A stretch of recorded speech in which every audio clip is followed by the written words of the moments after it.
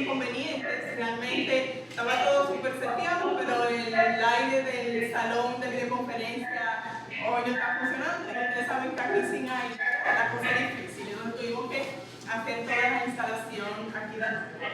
Gracias por su participación. Hoy tenemos la primera de una serie de videoconferencias en el marco del DRD. Bienvenido. Esta videoconferencia, que es Apuntes para una metodología de diseño industrial, está a cargo de José Manuel Mateo. Él es diseñador industrial, diseñador gráfico, es catalán. Bueno, está conectado con nosotros desde España, lo pueden ver.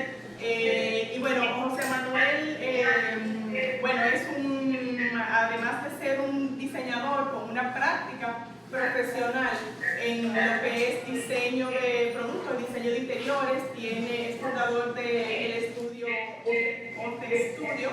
Él es realmente también un pensador y un crítico de lo que es el diseño, y a través de su práctica y también, vamos a decir, de sus estudios en el tema, en la teoría del diseño, ha desarrollado su propia metodología de trabajo, bueno, que más o menos también cada diseñador eso va haciendo en su ejercicio. Y bueno, básicamente hoy lo que vamos a ver es eso mismo, o sea, su percepción de cómo hacer diseño, su forma y la manera que él ha desarrollado de abordar los proyectos de diseño.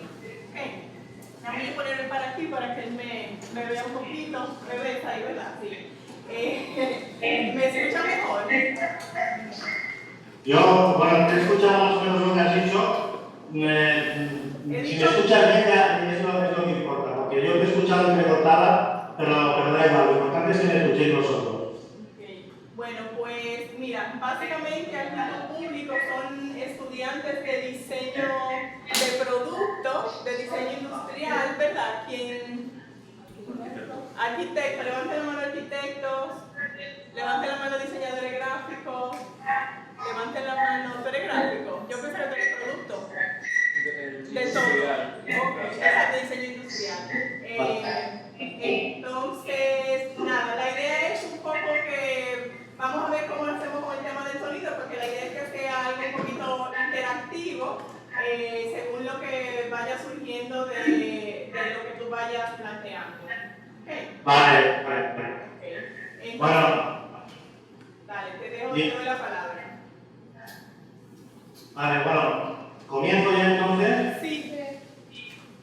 Vale, se me oye bien, ¿no? ¿Se me oye bien? Sí, digan sí. Si por favor no se oye bien, si no se me oye bien, levantad la mano, me daré cuenta y entonces pararé.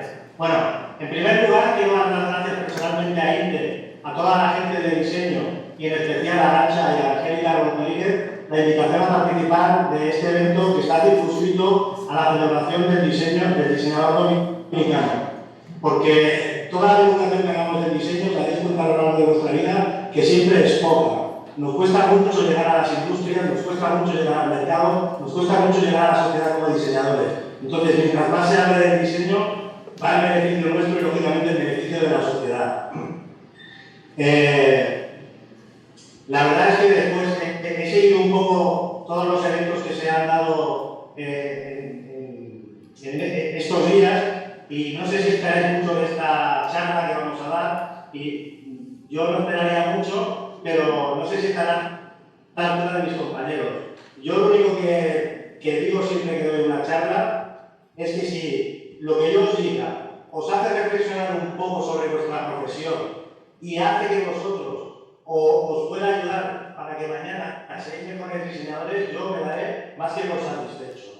¿Vale? Antes de empezar, también quisiera decir que yo acostumbro a dar charlas sin aportar apenas datos históricos contrastados. No es mi intención hablar de realidades objetivas, sino trasladaros un poco mi pensamiento. Así pues, soy un diseñador que suele hablar de diseño desde lo que yo conozco y desde lo que yo pienso fundamentalmente, que es muy poco, pero por lo menos es un diálogo sincero. Dicho esto, comentar que considero que la invitación a un congreso merece, por parte de todo invitado, preparar específicamente su participación. Creo que el esfuerzo es una forma de agradecer la presencia y por este motivo yo la charla que os voy a dar ahora me la he preparado.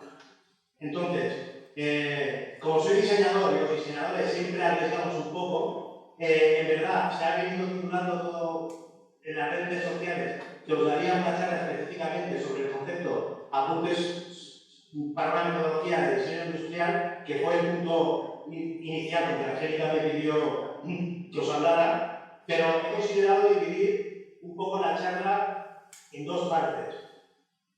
Una primera parte que hable sobre cómo yo pienso que tiene que ser el diseño para el desarrollo social, porque tenemos que tener muy claro que no todo el diseño sirve para el cambio, es decir, no todo el diseño que hacen los diseñadores está encarado para el desarrollo social, y esto lo tenemos que tener muy claro. Entonces, he preparado una primera parte en la que un poco reflexiono y teorizo sobre cuáles serían los rasgos principales o los rasgos más importantes de ese diseño que la sociedad utiliza para su desarrollo.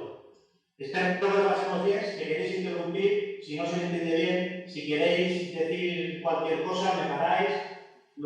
Abrimos un debate. Lo importante es que aprendamos. Yo siempre digo que cuando doy una conferencia intento aprender de los que tengo delante. No perdáis la oportunidad un poco de interactuar conmigo si queréis. Bien, como os decía, Angélica me invitó a una conferencia sobre apuntes para una metodología, pero considero que en principio tenemos que hablar del diseño que funciona como recurso para el desarrollo.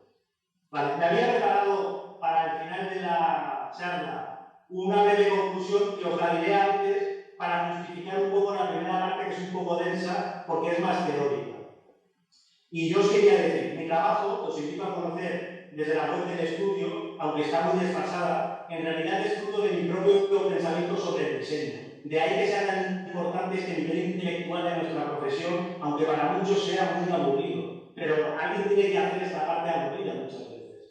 Y yo estoy seguro que vuestro trabajo el día de mañana tendrá esta vinculación con vuestro pensamiento. Pensaréis de una determinada manera y diseñaréis de una determinada manera. Por eso es muy importante que os hagáis, que desarrolléis esta posición crítica y este discurso intelectual sobre vuestro trabajo. Básicamente porque las ideas se suelen adaptar a los tiempos y a las circunstancias, y con ellas también lo hará vuestro trabajo, y así siempre tendrá plena vigencia, ¿no? O sea, yo hoy pienso de una determinada manera por mi experiencia y por las circunstancias de mi trabajo, pero no soy una persona, no soy un diseñador que bloquee su pensamiento, y es probable que mañana piense otra cosa diferente. Lo importante es siempre estar actualizado. Bien, empezamos un poco a ver cómo detectamos los rasgos principales de ese diseño como recurso para el desarrollo. Y yo añadiría, o sea, además ha sido vuestro lema de campaña durante todos estos días, ¿no? Diseño como recurso para el desarrollo. Y añadiría, para el desarrollo de las sociedades, porque es muy importante, pienso yo, que el beneficiario del desarrollo seamos todos, que no sea un sector específico o un contexto determinado, sino que en verdad todo lo que nosotros proyectemos como diseñadores vaya en beneficio de toda la sociedad. ¿Vale? Personalmente pienso que el desarrollo de cualquier sociedad hoy está o debería estar planificado. Es decir, en la actualidad el progreso social se puede trazar con anterioridad en base a los objetivos que nos dibujarían posteriormente todas las estrategias o acciones necesarias que nos deben de permitir no solo llegar a ese fin al que nosotros queremos llegar, sino también objetivamente analizar a qué nivel hemos llegado. Creyendo en esta posibilidad, este desarrollo se realizaría siempre desde la complicidad y el trabajo conjunto de la totalidad de los agentes y los recursos implicados, tan hechos como los sociales, los políticos, los industriales, las tecnologías y, lógicamente, los económicos. El diseñador no puede estar aislado. La clave estaría en no encerrarnos en nosotros mismos, ni como diseñadores, ni como sociedad, porque caeríamos en nuestras propias limitaciones, ya sean culturales, materiales o de otro tipo. Serían barreras insalvables que restringirían considerablemente la capacidad de innovación, que es algo básico del desarrollo. ¿Se me oye bien? Sí. Vale. Bajo esta certeza de la que estamos hablando, de que hay un diseño que funciona para el desarrollo, estamos lógicamente obligados a mirar al exterior y empezar a reconocer y sobre todo aprovechar que el mundo es cada vez más pequeño y el mercado no es solo interno, no es solo de la República Dominicana, que el mundo, o sea, y el mercado tampoco es ese monstruo que lo devora todo y que no tiene carácter ni personalidad cultural. Está todo integrado, puede estar todo integrado en un flujo mucho más general. Un mercado global supone ser una oportunidad única de generar mejoras locales y prosperidad interna también. Y eso hay mucha gente que no lo ve. Se focaliza mucho todo a nivel interno y se está olvidando un mercado mucho más general que es el que realmente trae prosperidad a la propia sociedad. Así que si existen caminos que nos pueden llevar a un cambio social y estos además los podemos recorrer de forma consciente, imaginando y planeando nuestro propio destino, considero que es inteligente hacerlo. Y para ello deberemos proponer las herramientas y las acciones necesarias que como sociedad nos han de servir para alcanzar ese futuro. El diseño no puede actuar de forma aislada. Entonces, tenemos que demandar a nuestra sociedad que fomente políticas activas para favorecer la industria. Y en el caso de no tener desarrollado el sector, apostar por este valor estratégico, mejorar la fiscalidad para las empresas y el desarrollo, apostar por una enseñanza de calidad que tenga como finalidad la integración de todos nosotros a un mundo real, que es lo más importante para nosotros. Mantener constantemente un diálogo abierto entre el mundo académico, la industria y los agentes económicos, tanto privados como públicos, y que tengan como eje central siempre la investigación. Debemos de llevar más esfuerzos a la innovación y al desarrollo, y una etcétera de acciones que tenemos que hacer si realmente queremos que el diseño funcione como un recurso para el desarrollo de las sociedades. Y lógicamente, una de estas múltiples herramientas estratégicas de cambio es el diseño, que imagino que es algo que nos afecta directamente a todos nosotros. Pero, porque existe un pero, este diseño debe de tener implícito en sus genes estas intenciones de cambio. Este es, pues, uno de los principales rasgos que tiene que tener este diseño. Tenemos que tener la intención de diseñar para desarrollar nuestra sociedad. Y esto puede parecer absurdo. El hecho de crearse conscientemente una intención, pero no lo es, porque esta intención que nosotros nos generamos nos ofrece una finalidad y una actitud, que es lo más importante. Sobre la finalidad y la actitud, nosotros nos montamos una manera determinada de trabajar y sobre todo de pensar, es decir, de diseñar. Sobre estas conciencias se construye también, como veremos más adelante, un carácter disciplinario específico, que no deja de ser cierta ideología, que es uno de los rasgos que tiene que tener este diseño. Así pues, someterse conscientemente a la estrategia intencionada del desarrollo, donde tenemos que interactuar con otros agentes y recursos, nos obliga a aceptar que diseñaremos de una determinada manera, que no solo va más allá de nuestra subjetividad como diseñadores, sino que ha de cambiar nuestra propia visión para adaptarla a un enfoque mucho más general. Este es un diseño, el diseño que tiene que servir para potenciar el desarrollo de una sociedad, es un diseño que tiene que tener ciertas garantías, porque el desarrollo de una sociedad es tan importante que no podemos basarlo en la especulación. Entonces, estas directrices del éxito que marcan estas necesarias garantías del diseño, las encontramos centralizando todas nuestras soluciones de diseño hacia un mercado real, con necesidades reales, y mediante el soporte de la industria que nos ha de permitir, por un lado, alcanzar las máximas cotas de calidad y homogeneidad, que son estándares de la globalización a la que nos referíamos antes, y por el otro, tener la posibilidad de controlar los costes y la calidad porque estaremos sometidos al mercado y a una evaluación constante. Necesitamos la complicidad del mercado porque nadie negará, y esto nadie lo puede negar, que el diseño que lo vende, por mucho que se pueda decir, no genera interés, ni beneficio, ni por supuesto cambio. O lo que es lo mismo, desarrollo y progreso, por lo menos en los tiempos y en los resultados previstos. Tenemos una imagen muy idealizada para el diseño y a veces olvidamos lo más básico. Nos contratan o diseñamos para que nuestro producto se venda, se introduzca en la sociedad. Bien, entonces, el primer punto que habíamos visto, que es esta intención de querer motivar un cambio, tiene que estar implícito en nuestra forma de diseñar. Un segundo punto es que este tipo de diseño tiene que tomar a la industria como un pilar fundamental y utilizar el mercado como un canal. Posiblemente el mercado es hoy uno de los mejores canales para el desarrollo social, analizando el mercado desde un punto de vista del diseño. Pues debe gran parte de la industria y del comercio, tanto externo como interno, y supone ser, bien utilizado, un producto mediante el que extrae un constante rédito y además está expuesto a una perpetua renovación. Y por estas razones es de gran importancia encarar hacia este mercado todas las estrategias y el propio diseño. Es un espacio, si se puede denominar así, donde nuestro diseño, que tiene intención estratégica y una finalidad mercantil, es decir, no olvidemos que se tiene que vender, es un elemento de cambio y de valor. Y por extensión, un diseño que está dentro de este mercado es un diseño que genera beneficio de todo tipo, porque no solamente estamos hablando de beneficios económicos, estamos hablando de todo tipo de beneficios sociales. Es cierto, como he dicho antes, que se suele hablar mucho del diseño de una forma idealizada y a veces perdemos de vista la finalidad principal en el mundo actual, pero debemos despertar y actualizar esta realidad, porque la realidad es la que es, porque si no lo hacemos, yo os lo digo desde un país que tiene una industria desarrollada, si no mantenemos este discurso en el que el diseño es un elemento potenciador de beneficio, acabaremos reconociendo que las empresas no nos necesitan porque no creen en nosotros y porque no apuestan en nosotros. No obstante, tampoco nos confundamos. Este diseño al que yo me refiero en términos tan mercantilistas no es un diseño frío, impersonal y despiadado.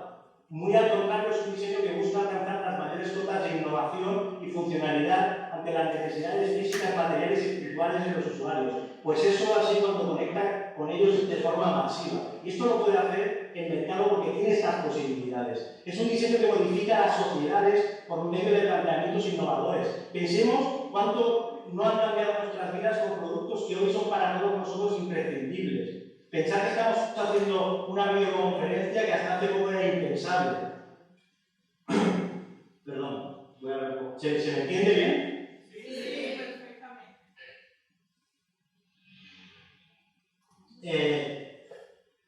Es un diseño que está sometido al mercado y que tiene una constante retroalimentación, porque como influye entre todos los factores, en el industrial, en el económico, se produce una retroalimentación continua donde los inputs saltan de un contexto a otro. Diseño, sociedad y mercado se van retroalimentando y nos permite proponer desde cualquier contexto los cambios. Es a veces el diseño que cambia las sociedades de forma muy explícita, pero es a veces la sociedad la que demanda un cambio y el diseño recoge el testigo para aportar realmente ese cambio. El diseño desde este estadio, desde este punto de vista, al amparo de la industria y del mercado, motiva la creación, lógicamente, de más industria y, sobre todo, de más empleo, de infraestructuras. Aumenta así la calidad de vida y el nivel medio de las sociedades. Se mejoran las comunicaciones, se invierten en servicios y se generan todo tipo de estructuras de las que nos beneficiamos todos. Es una forma de desarrollo este tipo de diseño. Yo entiendo que diseñar, yo entiendo que el diseño tiene un elevado carácter ideológico. De hecho, yo me dedico mucho a pensar sobre el diseño y yo entiendo que vosotros cuando diseñáis tenéis muchas inquietudes, mezcláis muchas cosas y tenéis una actitud muy específica de vuestra propia profesión. Y lo que yo os estoy diciendo ahora de someterse a un mercado es muy probable que no sea del agrado de muchos de vosotros.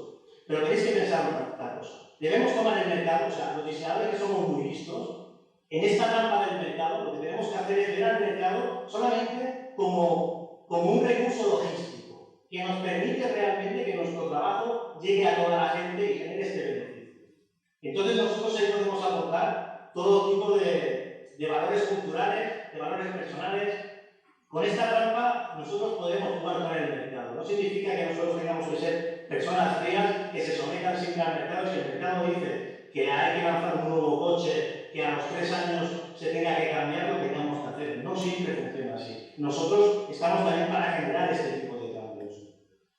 Bien, todas las oportunidades que nos brinda este mercado, a la par no solo nos obligan a trabajar de una cierta manera, como hemos dicho, a diseñar de una forma determinada, sino que nuestro pilar fundamental para llevar todos esos productos, como he dicho, esto no lo tenemos que olvidar. Yo sé que me hago pesado, pero tenemos que empezar a interiorizar todos estos mensajes. El medio para llevar todo esto al mercado es la industria. Debemos empezar a favorecer la industria. De esta manera, diseño, industria, mercado, economía y sociedad son, como podemos deducir de este análisis, elementos totalmente vinculados que se retroalimentan los unos a otros y que generan esta inercia suficiente para un crecimiento general. Por ello, este diseño debe aprovechar todas las posibilidades disponibles que tenga a su alcance y cualquier aspecto cultural y tradicional lo podéis aprovechar. De hecho, estos valores pueden estar implícitos y presentes, pero como ya he dicho en varias ocasiones, debemos aceptar que el progreso en un mundo globalizado también nos obliga a mirar y a tener en cuenta aspectos generales a los que no podemos darle las espaldas. Si diseñamos de una forma muy interna como sociedad, es muy probable que nuestro diseño no tenga resultados. Y no podemos permitirnos esto si lo que estamos buscando es generar un diseño que nos sirva para potenciar realmente el progreso de nuestra sociedad. Realmente los diseñadores, yo creo que sabemos mucho de este tipo de condicionamientos, de los que nos pone, o sea, de las restricciones que nos pone el mercado, de las posibilidades que tiene la industria, porque tener estas intenciones no tienen por qué ser nuevas, porque en ese sentido, nosotros como diseñadores siempre trabajamos con intenciones. Nos preguntamos antes de empezar un proyecto, cualquier tipo de proyecto, ¿qué queremos hacer? ¿A dónde queremos llegar? ¿Para qué y por qué? Estas preguntas que nosotros nos hacemos no dejan de ser intenciones. Ahora lo único que tenemos que hacer también es complementar todas esas intenciones con una intención más grande y general, que sea que nuestro trabajo le sirva a una finalidad mucho más grande, que es el desarrollo de nuestra sociedad. Bien,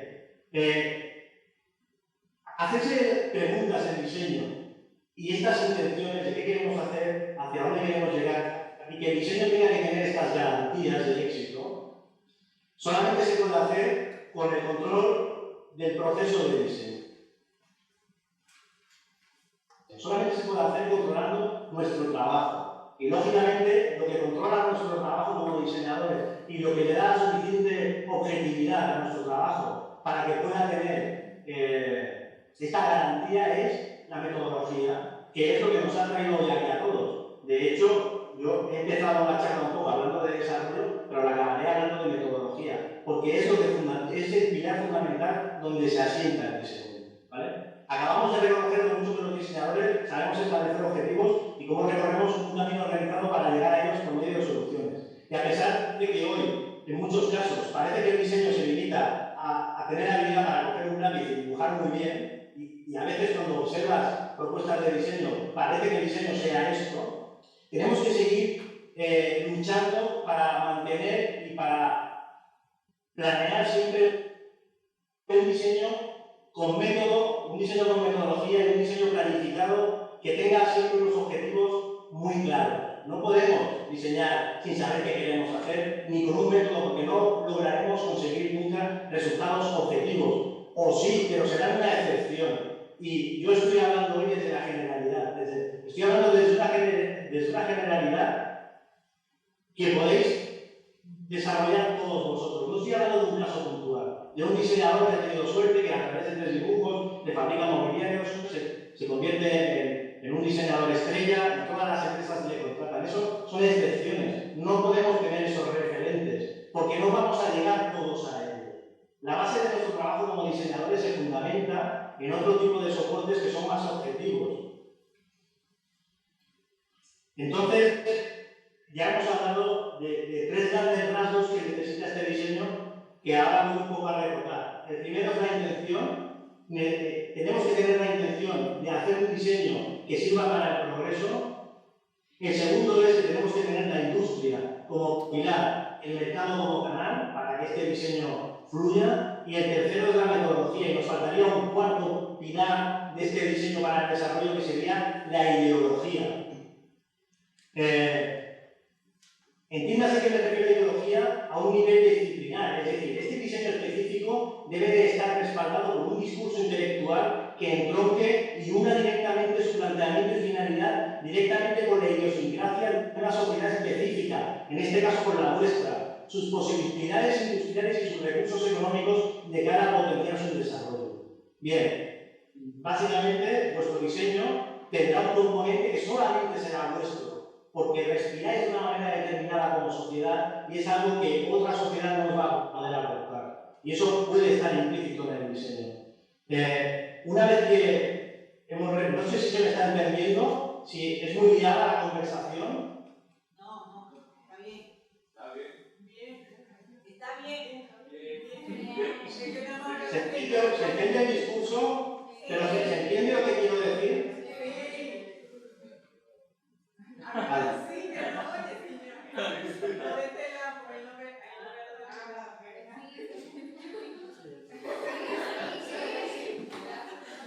Vale, bien. Una vez reconocidos los 4 grandes rasgos de este diseño, que repito, para hacer una parada para este punto, es la intención, su contexto de actuación, que es la industria y el mercado, la metodología y la ideología. Es importante saber, dado que el diseño no es algo nuevo, aunque para muchos lo parezca, si tiene un antepasado histórico. Esto también pasa mucho. Parece, y eso sobre todo le pasa a los estudiantes, que cuando estudiáis diseño, no sé quién os vende, no sé quién os dice, si son los profesores, si es la sociedad en la que vivís, pero parece que el diseño sea algo nuevo. El diseño no es algo nuevo, el diseño es muy viejo. No es tan viejo como algunos quieren hacernos creer, pero tampoco es tan nuevo como otros dicen. Entonces, yo, en verdad, de este diseño para el desarrollo, no os he hablado de un diseño nuevo. Es un diseño que ya existe. Y ahora vamos a hacer un repaso muy rápido por la historia para detectar de dónde sale este diseño y si podemos utilizar puntos para generar un nuevo diseño, desde el punto de vista ideológico. Bien, situar el nacimiento del diseño desde un punto de vista histórico ha sido, o mejor dicho, está siendo desde los últimos años en los que se tiene más interés, una tarea muy difícil para los historiadores especializados, y lo es por la generalización que se aplica al diseño y por la simplificación que de él también se hace. Y existen incluso voces que relacionan el diseño directamente con la innata capacidad creativa que posee el ser humano para resolver ciertos problemas mediante la creación de artefactos. De esta forma, dicen que el diseño viene existiendo incluso desde que el hombre talló la primera piedra de sílex, que se convirtió en una herramienta para preparar carne y separar las pieles de los animales. Dicen que fue en ese punto en el que el hombre se convirtió en diseñador. Es cierto que la historia humana viene regida por esta constante relación del hombre con su entorno, con la finalidad de modificarlo y hacerlo suyo.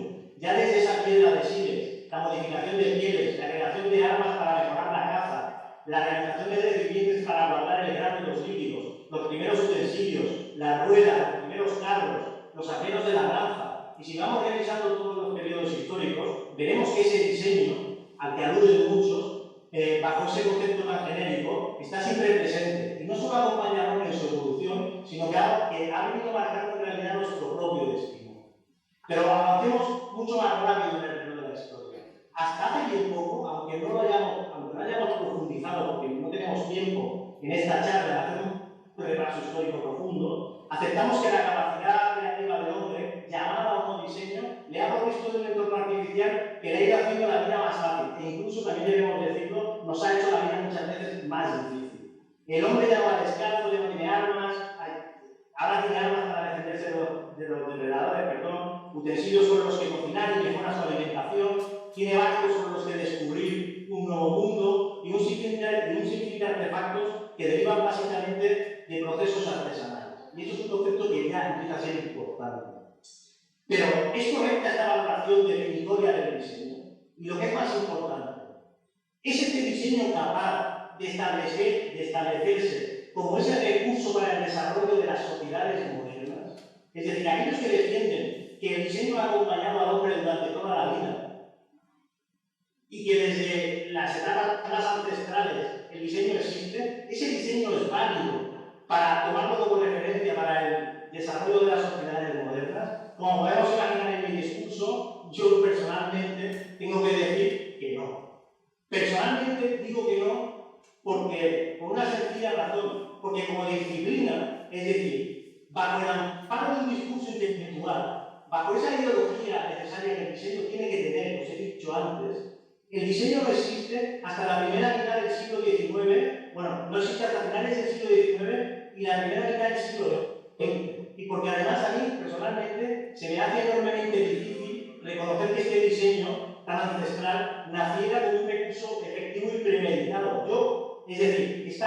de intenciones. Es más un acto de supervivencia humana, pero no hay una intención de mirar al futuro, de tener unas herramientas estratégicas con las que mejorar como sociedad. De esta forma, este tipo de acepciones yo las aproximo más al reconocimiento de valores que sí que pueden estar implícitos en el diseño de hoy, como pueden ser pues, la creatividad, la capacidad de adecuar el entorno más inmediato, la capacidad de supervivencia, pero cuestiones que por sí solas no pueden llamarse diseño, porque no conforman esta complejidad intelectual que hoy en día sí que tiene nuestra disciplina. Reconocemos las bondades de la inventiva, de la artesanía y de que todo eso nos ha llevado hasta aquí, pero este diseño aún no sirve para el propósito al que nosotros queremos.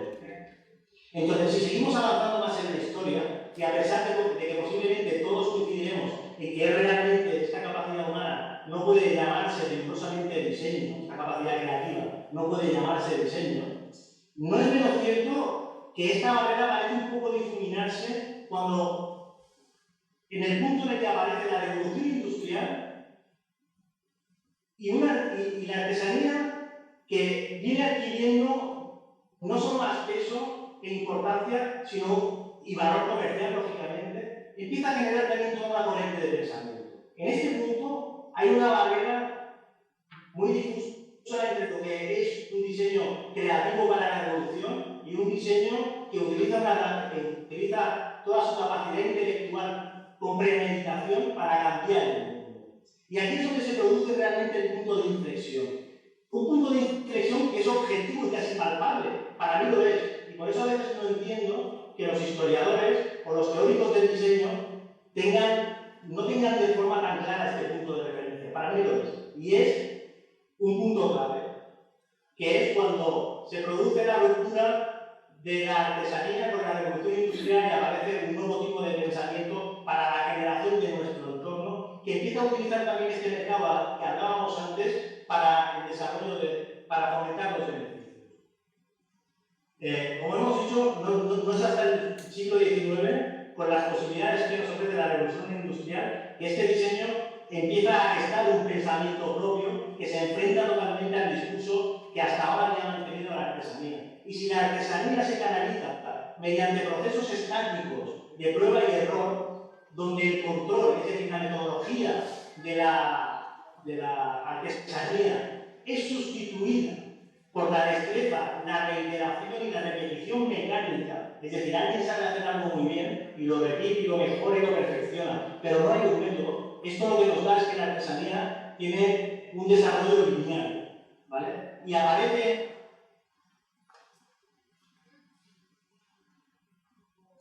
el diseño que tiene un desarrollo dinámico, porque está canalizado desde un punto de vista teórico, estableciendo primeramente unos objetivos y plantea para ello una metodología que le permite saltar de un punto a otro y lograr los objetivos. No necesariamente vosotros como diseñadores tenéis que saber fabricar sillas, porque desde el punto de vista teórico, con vuestras herramientas y vuestros conocimientos, podréis plantear el diseño de sillas. Y eso os pasará con todo tipo de productos. No necesitáis tener una experiencia directa, previa, con los materiales, con los procesos, con las tecnologías, porque desde el punto de vista teórico, vosotros podréis plantear realmente el diseño de todo tipo de artefactos.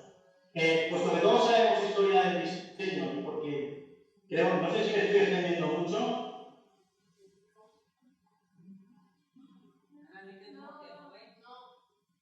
Vale.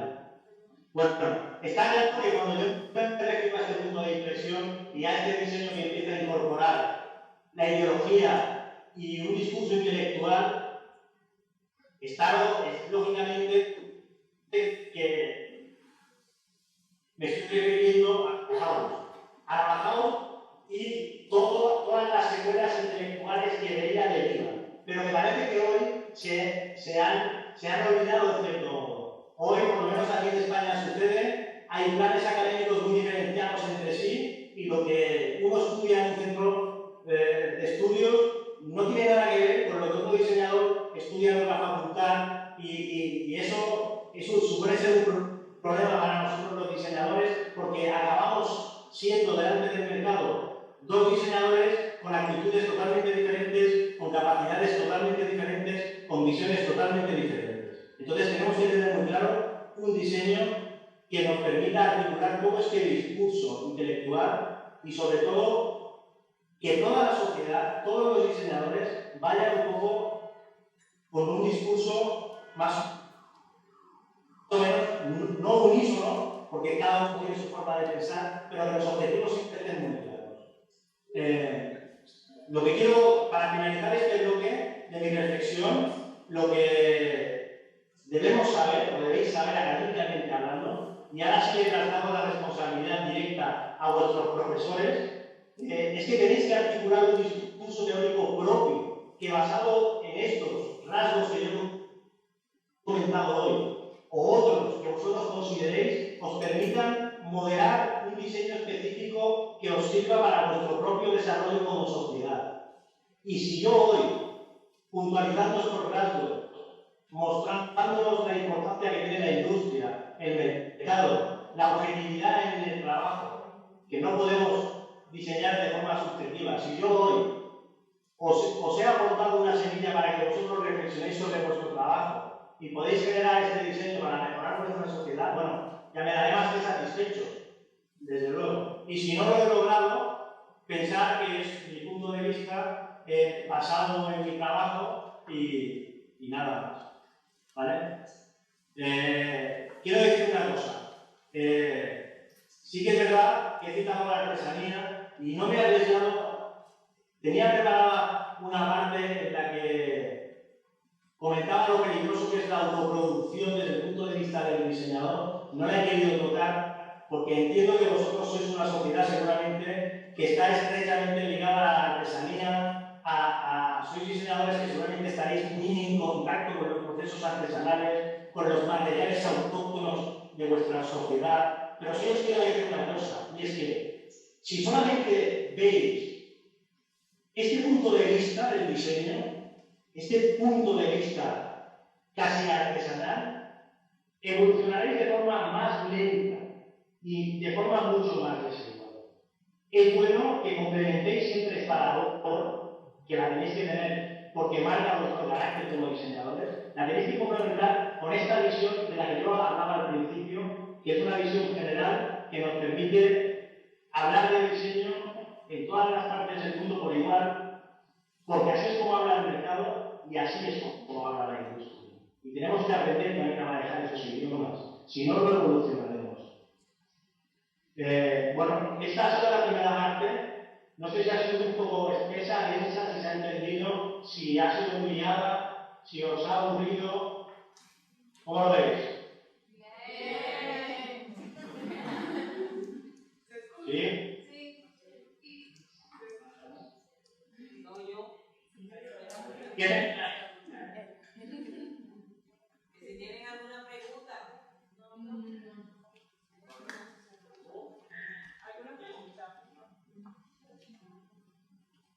¿No?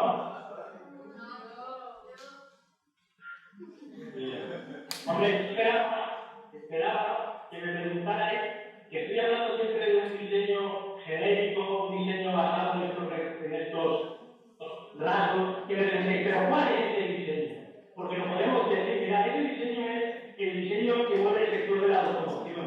Las empresas de automoción, las empresas que fabrican coches, no pueden trabajar bajo, primero, tienen que trabajar con un método, tienen que trabajar de forma relacionada con toda una serie de factores, con factores económicos, con factores políticos, con factores sociales, y es un tipo de sector que cuando demanda diseño puede integrar cultura y particularidad en los modelos de coche que hace, pero piensa siempre en la globalidad de los usuarios que lo van a hacer.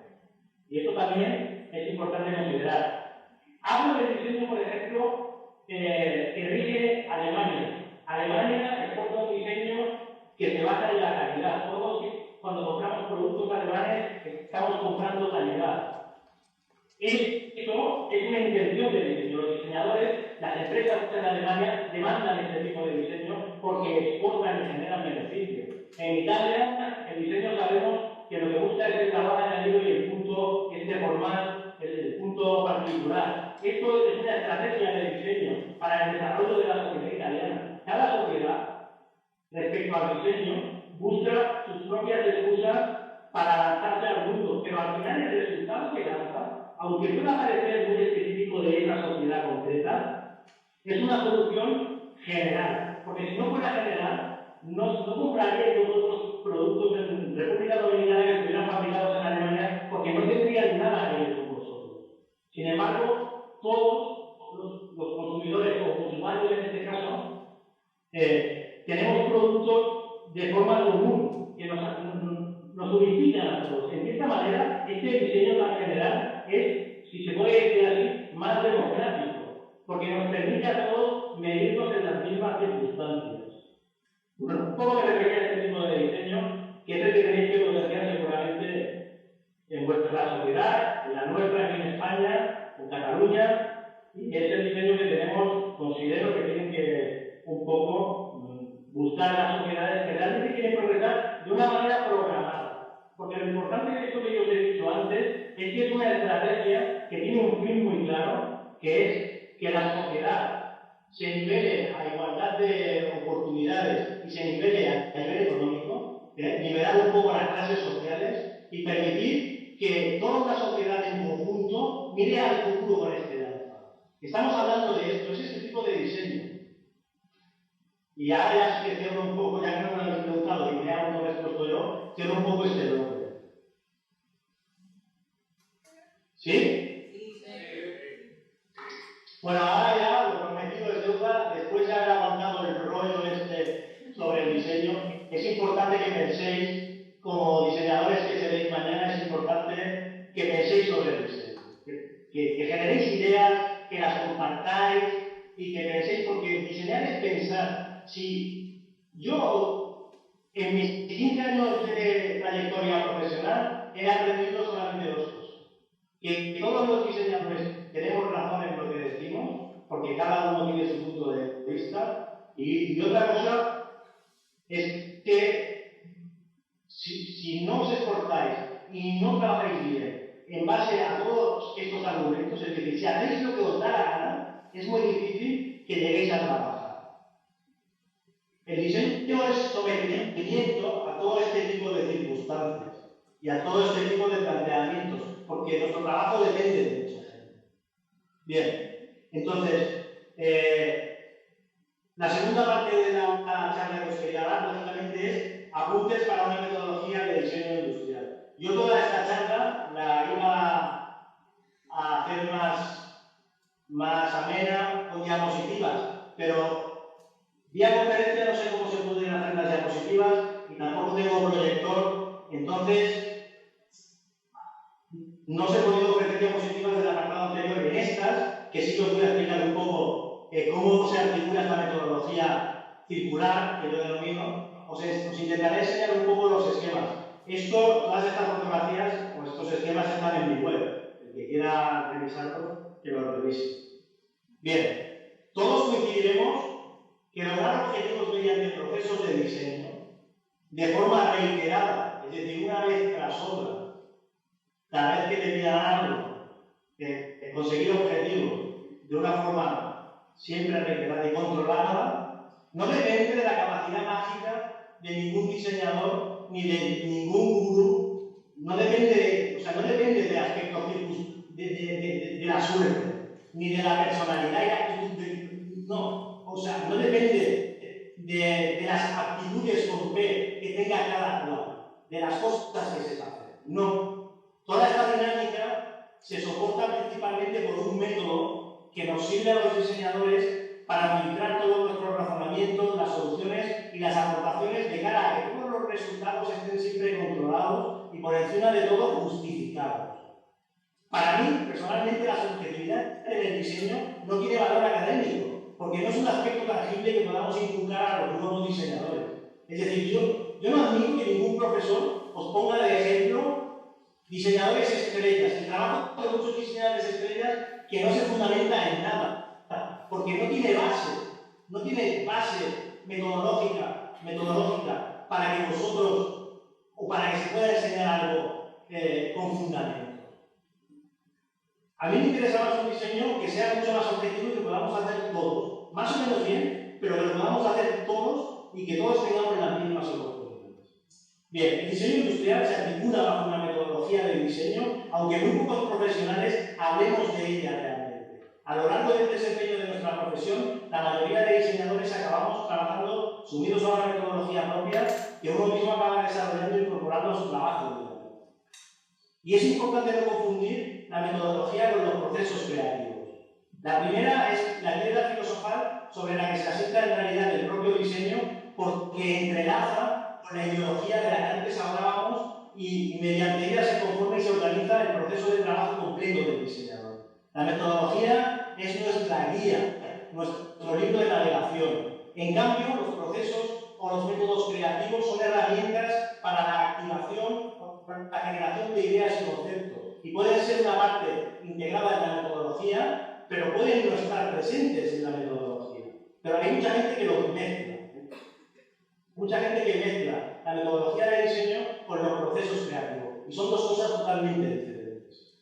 Y aunque no es el tema de hoy, es importante decir que la ausencia de una teoría clara del diseño y la inexistencia de un ideario específico nos ha obligado a trabajar bajo métodos venidos de otros ámbitos, como pueden ser la ingeniería, la arquitectura, las artes. De esta manera, en nuestra etapa como estudiantes, seguramente que las metodologías que seguramente vosotros estáis estudiando no sé si os pasa a vosotros, pero aquí en España sucede como algo de existente, porque nadie te da. Entonces, como profesional, yo siempre he dado por válida lo que denomino la metodología tradicional, y yo defiendo y que ha estado explícita en la mayoría de mis proyectos de diseño industrial. Pero yo siempre he estado interesado en nuevos enfoques que nos permitieran a nosotros, los profesionales, solucionar de forma más efectiva y controlada los problemas. Al fin y al cabo, la metodología de diseño tiene esta función principal de evaluar las soluciones que aún existen y de determinar si son factibles, garantizando siempre una solución posible y válida con anterioridad. Y todo esto, en verdad, tiene que ver mucho con el diseño del que hablábamos antes. Nosotros siempre tenemos que trabajar con la máxima objetividad posible. Bien, luego también, si lo reducimos todo a la misma expresión, y nuevamente decir que los diseñadores sabemos mucho de esto, de reducir las cosas a lo mínimo, podremos advertir que la metodología se basa principalmente en tres aspectos fundamentales. Si organiza un proceso con ella, organizamos todo un proceso con ella, hacemos preguntas por un método y buscamos respuestas que justifiquen una solución que ha sido planteada mucho antes. Y siempre desde un punto de vista teórico. Y no hay mucho más. Por mucho que diga la gente, no hay mucho más. Son estos tres pilares fundamentales sobre los que se habla. Que es el método que yo voy a explicar, que por unos apuntes que tomé, a modo de intentar definir cómo trabajamos. Es un resultado que denominé complemento de análisis circular y el nombre tiene una clara intención, que no es más que enfatizar este carácter estético o circular que tiene en realidad el proceso de diseño. Pues, como decía antes, si os acordáis, antes os decía que la artesanía tiene un proceso lineal, pero el diseño tiene un proceso circular. Es decir, nosotros, en el momento en que iniciamos un proyecto, tenemos que tener la facultad de ver ese proyecto acabado sin que esté ni siquiera planteado. O sea, tenemos que tener una visión global y general del proyecto, aunque casi no hayamos avanzado. Entonces tenemos una visión esférica. A cada paso que damos, lo estamos validando y contrastando con pasos que aún no se han dado que vendrán después. Entonces, todo esto lo puse sobre la mesa y configuré lo que se denominó esta metodología circular. Su esquema básico está compuesto por una estructura, ahora os enseñaré aquí una fotografía, si la encuentro. Eso es muy importante porque al final de esta metodología abordaremos ya el último tema que no nos da la tiempo de desarrollarlo, pero es muy importante. Mirad, primero, el esquema básico está compuesto por una estructura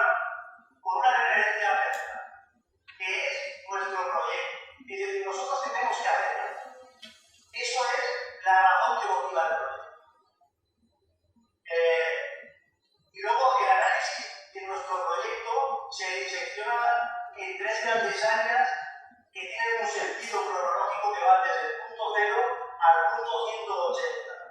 Y es una secuencia analítica que yo denomino en esta metodología diseño ideal. ¿Por qué se denomina diseño ideal?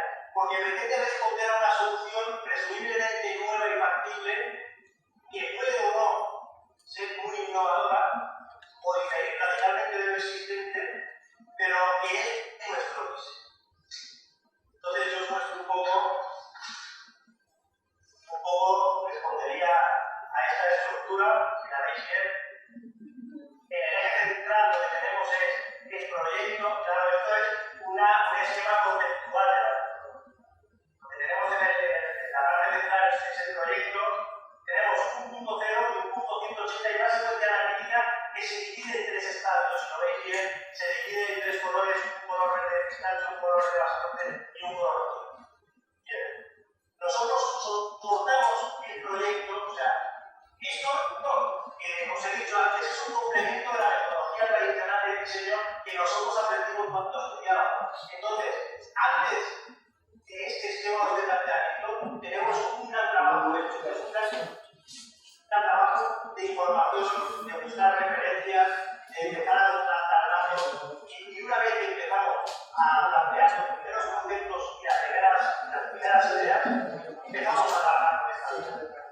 El análisis de la secuencia, o sea, esta media secuencia que es nuestro proyecto, se contrasta a través de otra en la que se agrupan todas las formas que tenemos del proyecto. Aquí el centro está agrupado por un referente que puede ser real o no, pero es todo lo que nosotros hemos estudiado para aportar una idea nueva, estaría, digamos, en una estructura igual que la nuestra, pero en la parte superior. Y a esto lo denominamos diseño ideal, porque lógicamente responde a algo que ya existe y que en definitiva responde sería un caso de éxito del diseño. Porque el diseño tiene otra cosa de la que no hemos hablado, y es que el diseño no puede plantear una solución radicalmente innovadora, porque los usuarios no la entenderían. El diseño tiene que ir planteando modificaciones progresivas para que el usuario, para que la sociedad de la que hablábamos antes, se pueda adecuar a nuestro planteamiento. Entonces no podemos dar grandes pasos. Y como no podemos dar grandes pasos en diseño, las referencias marcan siempre nuestro trabajo. Cuando vosotros diseñáis una botella de agua, por ejemplo, no podéis empezar a diseñar botellas de agua sin saber cómo son las botellas que existen, por qué son así, y la relación que tiene el usuario con esos objetos que ya existen, que ya inundan el mercado, que ya se usan. Bien. ¿Cómo empieza la secuencia en nuestro proceso de trabajo? Empezamos la secuencia se divide en esas tres zonas que os he hablado antes, y estas tres zonas responden a las tres grandes cuestiones que influyen en un proyecto de diseño. El primero son las consultas conceptuales y las consultas primarias, que a su vez se dividen en todo tipo de consultas de aspecto comunicativo, de aspecto formal y de aspecto semiótico. ¿Vale? Esto es muy importante. En el segundo plano, las consultas que se hacen a nuestra propuesta de diseño vinculan en torno a sus funciones y a su uso.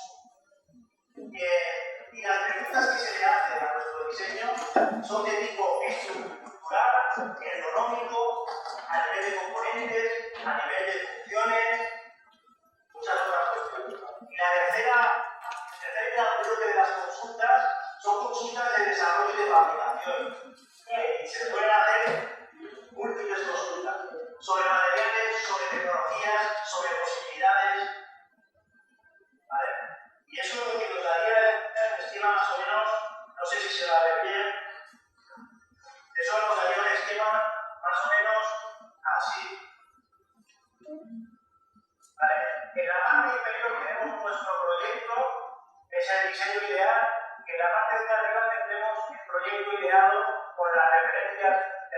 disponemos después de nuestra base de información y tenemos los tres grandes grupos que se comparten en las dos estructuras. Esto lo que nos genera es una visión general, no solo de nuestro proyecto, en el que tenemos pleno control, sino nos genera una visión de lo que ya existe y de lo que tiene realmente valor o de lo que podemos descartar con plena seguridad. Porque lo que os he dicho antes tiene mucho que ver con esto. Cuando nosotros buscamos garantías, cuando necesitamos un diseño que sirva como recurso para las sociedades, no podemos especular con eso. Hoy día, aunque os pueda parecer mentira que estamos conectados todos a Internet, estaremos hartos de ver proyectos en los que vosotros os habéis una pregunta muchas veces. A mí me ha pasado, veo un proyecto y digo, pero ¿cómo esto no, o sea, no ha llegado al mercado español? ¿Cómo no lo tengo? ¿Cómo no sé? Bueno, en verdad son proyectos muy llamativos, pero que tienen un elevado grado de especulación, porque luego el mercado no los procesa. Y si el mercado no los procesa, nos remitimos a lo que había dicho al inicio, que no le hace caso. Un diseño que no se vende no va a llegar. Entonces, este tipo de estructuras metodológicas lo que nos permite es saber qué es lo que está funcionando en el mercado, por qué, y nos permite dirigir nuestro diseño con precisión milimétrica hacia esa solución. Así que la metodología, recordemos que es complementaria a la análisis circular, es complementario al trabajo que ya desarrollamos de forma tradicional, se basa simplemente en testear las propuestas de diseño mediante las dos estructuras, cruzando constantemente los resultados analíticos y sacando de uno a otro respaldo. Las preguntas del primer grupo se contrastan y se validan con las propuestas de diseño y si se obtiene un resultado positivo, vamos pasando al siguiente estadio y arrastrando las preguntas del grupo anterior. Y luego pasaríamos al otro grupo. A veces, esto lo digo porque es importante, podemos pasar de un grupo a otro sin tener la cuestión resuelta al 100%, pero debemos ser conscientes de que estamos arrastrando esa carencia y cuando abordemos nuevamente esa secuencia, le debemos de dar solución o cambiar variables, porque si no tenemos todas las consultas resueltas, el proyecto es muy probable que esté poco. Entonces, como un poco ya más avanzado, lo que haríamos es, una vez llegado, lo que haríamos es hacer un análisis de este tipo. En nuestro proyecto empezaríamos con las preguntas de, por ejemplo, si es una botella de agua, diríamos, comunica lo que deseamos que comunique, se ajusta al concepto que nosotros hemos planteado, expresa bien la función con la forma, en el segundo grupo haríamos preguntas del tipo, ¿funciona bien de esta manera? ¿Esta forma que le hemos dado es adecuada para la función que tiene que desempeñar el objeto? ¿Su uso es correcto desde el punto de vista del usuario? Y iríamos saltando claro, aquí hay que decir una cosa. En el momento que nosotros nos encontramos que una de las variables nos está dando un resultado negativo, rápidamente el proyecto se actualiza con una variable positiva. Es decir, si nosotros preguntamos a nuestro proyecto, comunica lo que deseamos y obtenemos una respuesta negativa, lógicamente tenemos que hacer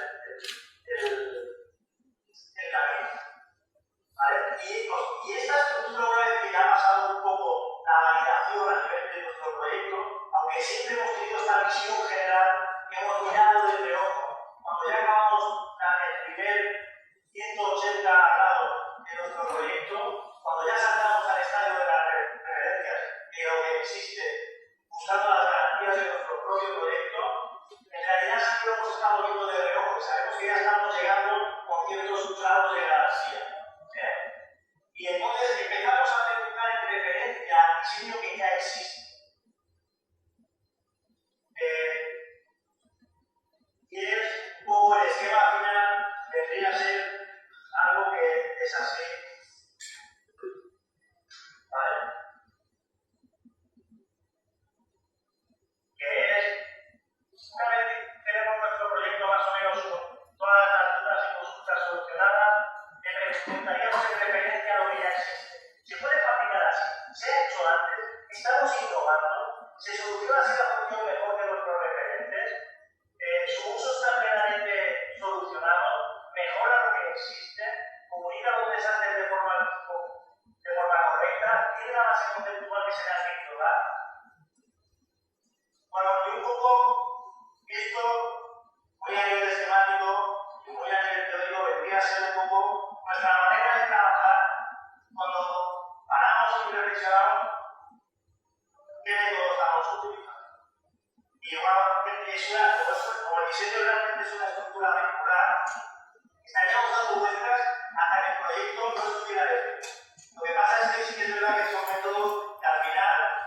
el diseñador responde a los tiempos, responde a las soluciones y siempre encontramos las soluciones en el momento que se nos levanta. Entonces, hay una cosa importante. ¿Por qué yo denomino a esta metodología estructural? ¿Y por qué la someto tanto a variables objetivas y a variables ideas? Por una sencilla razón. Porque yo soy de los que piensan, antes os decía, que la ausencia teórica del diseño motiva la falta de una metodología efectiva y eficaz de nuestra profesión, pero motiva la ausencia de muchas cosas más.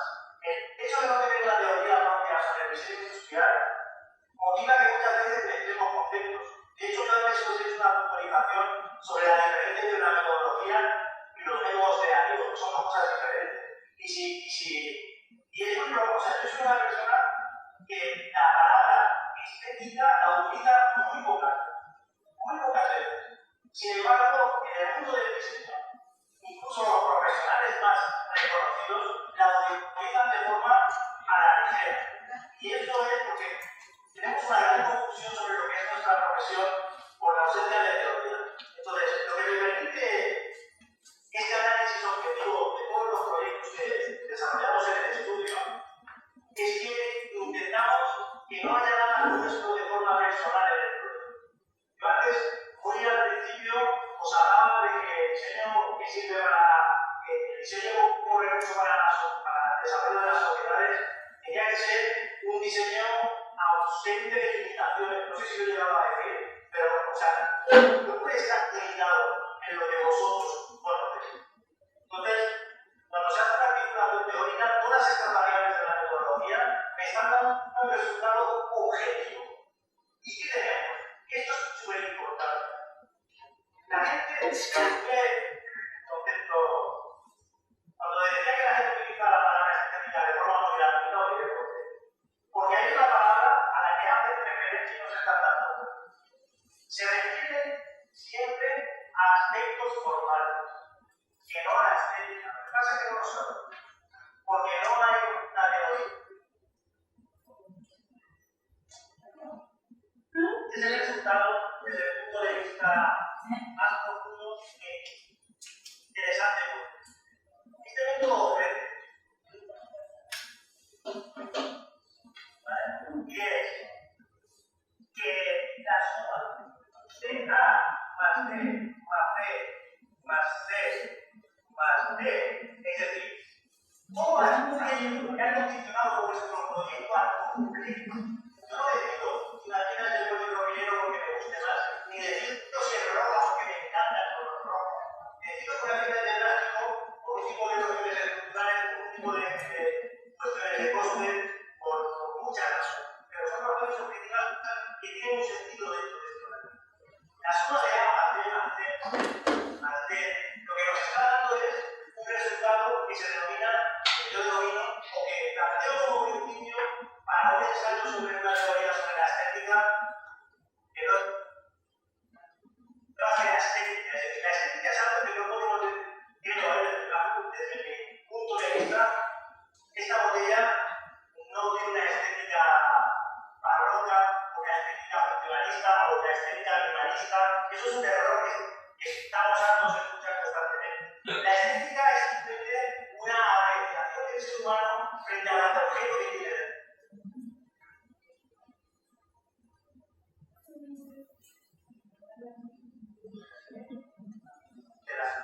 Y lo único que puede frente a eso es estético o no es estético. La estética es cuando tú miras un objeto y dices, mira, no es nada ni pesa mucho ni pesa poco. Funciona muy bien. Y pasa. Y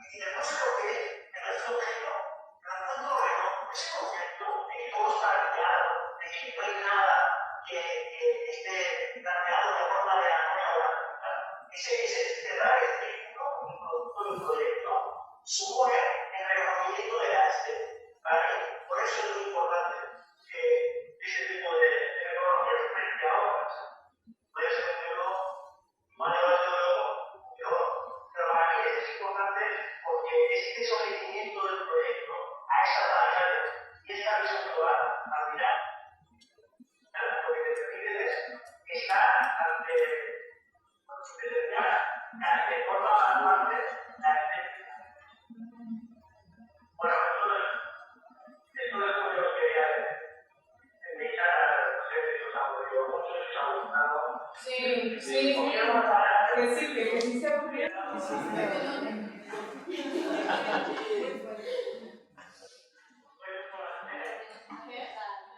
No se oye. Repite.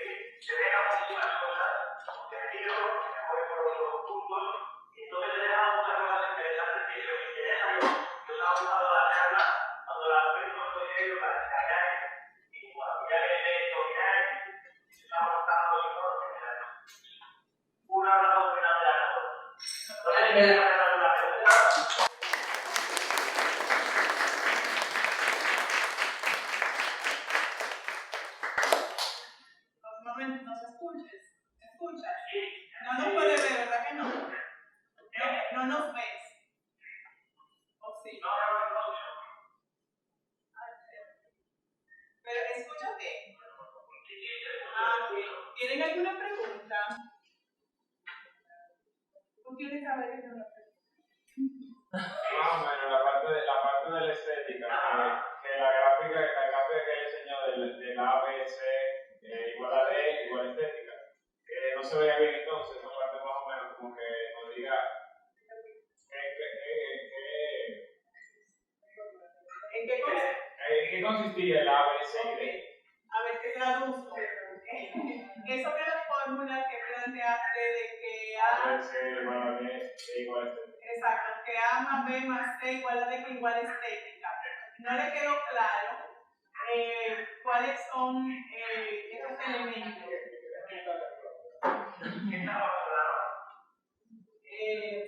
Se ve súper mal ahora, pero sí. Sí, está bien. Cuando todos los aspectos conceptuales del proyecto están bien definidos, tienen la potencia dentro de nuestro proyecto con todas las variables, todo bien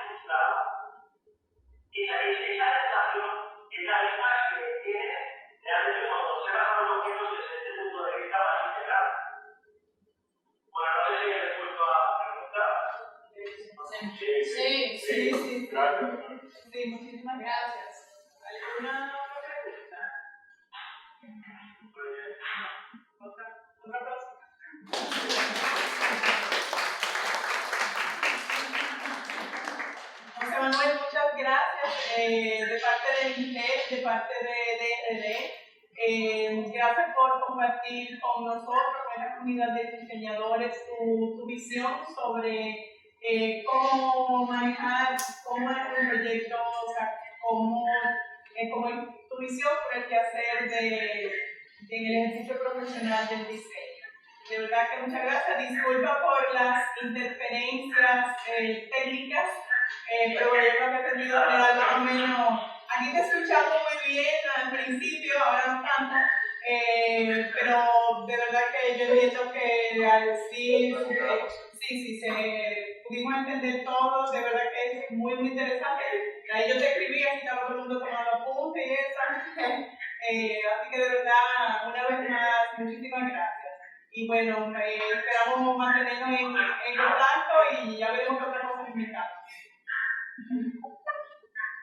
¿Escuchaste? Muy bien, de verdad, muchas gracias a nosotros y a todos los que a Irene, a Liz, a Erika, y sobre todo los que habéis venido a escuchar, porque yo entiendo que con el servicio de visuales es una tarea o ver que tiene más que escuchar, pero es algo que tenemos que empezar a mostrar. Y sobre todo, como deseo a todos, Señor, una gana personal que una gana. Gracias, buenas noches. Chao.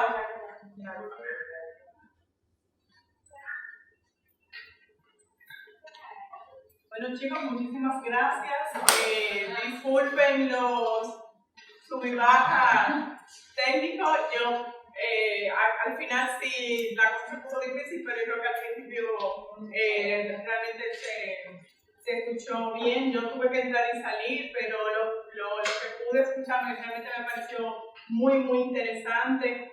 Muchas veces nosotros en el ejercicio de la promoción de la profesión nos enfocamos mucho en el hacer, en el producto, en el objeto y es como en la vida misma, que muchas veces no tomamos tiempo para reflexionar, realmente pensar las cosas, pensar el diseño. Yo creo que él está proponiendo que el diseño y el ejercicio se tiene que pensar, o sea, como vamos a decir, hay un poco que profundizar, que teorizar, o sea, y ustedes saben que siempre la teoría es la base de toda práctica, ¿verdad? Entonces, yo pienso que él es una persona que realmente, me gusta mucho su combinación porque no es un teórico del diseño, es un teórico práctico del diseño, entonces está generando teoría y poniendo la prueba en su ejercicio profesional. Y entonces de ahí yo pienso que hay mucho que aprender. Ustedes pueden entrar a través de las redes, pueden ver sus contactos, un poquito para que conozcan más de su trabajo. Como yo les había comentado, idealmente esto se iba a hacer en otro salón que facilitaba más, vamos a decir, conectividad. Vamos a ver si estos temas se resuelven porque tenemos muchas otras videoconferencias que yo sé que van a ser igual de interesantes. Muchas gracias.